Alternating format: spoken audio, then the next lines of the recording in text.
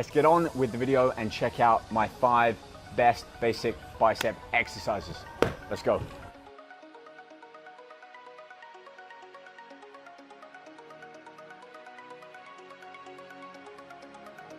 Exercise number 1, bar curls. Probably the most effective exercises for building the biceps. With this, you want to ensure that your wrists, elbow, and shoulders are all kept in alignment. So don't go too wide or narrow. Secondly, exhale as you pull the bar up, making sure the elbows don't pull too far forwards, and the focus is on squeezing, contracting the muscle up at the top. If you go too heavy, you're going to start to rock back and forth and take much of that effectiveness away from the bicep. As far as sets, I like to warm up 1 or 2 sets, then 2 to 3 heavier sets, working down from 12, 10, and 8 repetitions. Slow, controlled, and all of that emphasis on really squeezing the muscle when the bar is up at the top. Keep a nice fluid tempo. Let's move on, check out exercise number 2.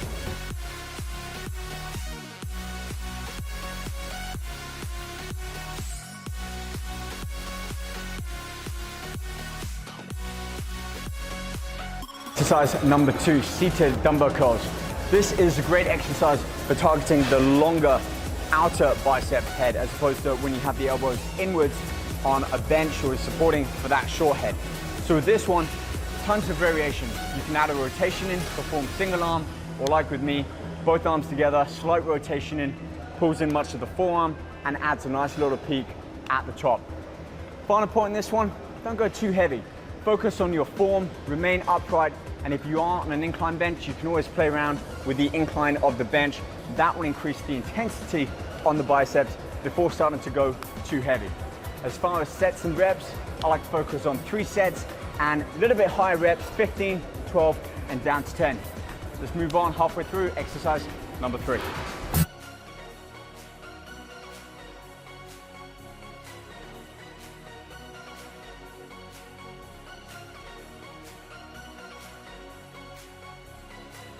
This exercise, a single arm concentration curl, is ideal for working the short head of the bicep.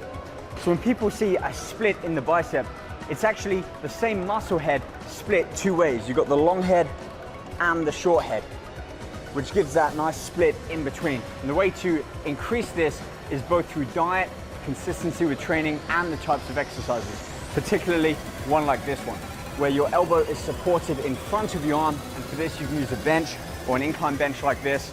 Support the back of the arm firmly against the bench and allow a full length of the bicep without letting the weight or the forearm touch down. So tension, you want to be keeping tension in the bicep throughout the full range of motion, squeezing up at the top, ensuring a straight line from the wrist, elbow, up to the shoulder. And if you want, add a little rotation inwards, just a slight one, to really emphasize that peak.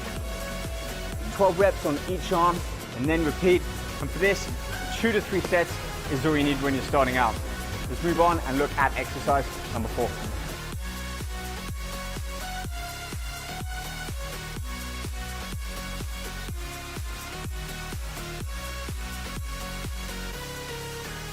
Is another great exercise for the inner bicep head, that short muscle, as opposed to the long head when your elbows are more at the side.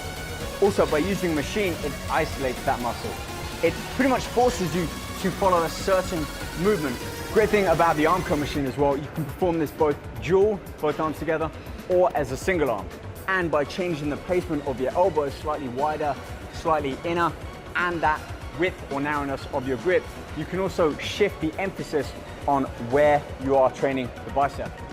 With the machine, don't go too heavy. You don't want to be rocking back and forth. You want to be nice and stable.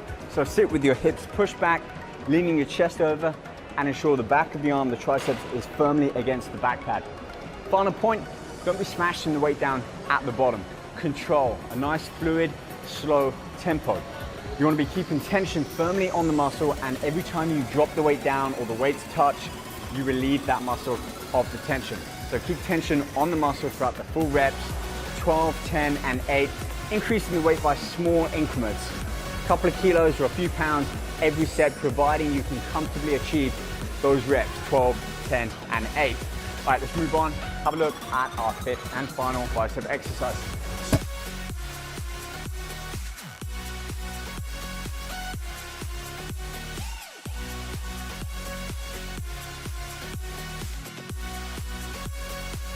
At first glance, this exercise might seem like you're working the back, but doing a close grip pull-up as opposed to a chin-up where the arms are open-handed and wider, you are actually working the biceps here.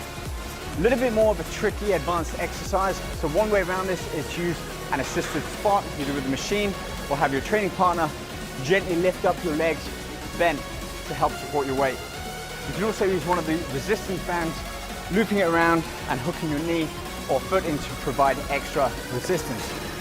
Final point on this one, just like with all the other exercises, don't go too quickly. Don't rock back and forth. Allow for a slow descent and then contraction back up, forcing that muscle hard up at the top. One of the best pieces of advice I can give is don't let your ego take over the weights. Don't try to go too heavy. Focus more on how the muscle is feeling. On every repetition, whether it's with pull-ups, dumbbells, or machines, force and contract that muscle. Imagine that someone's got their hand around the arm and they're squeezing it, and you've got to create that tension to ease the grip. That's the mindset on every repetition. And if you start off performing exercises this way, it won't be too long before you're stepping up the advancements, progressing both with weights and seeing a real noticeable difference in your physique. Alright guys, that wraps up the end of today's video showing 5 basic bicep exercises. Hope you've enjoyed it and learned maybe 1 or 2 extra things. If you liked the video, comment and subscribe to my channel.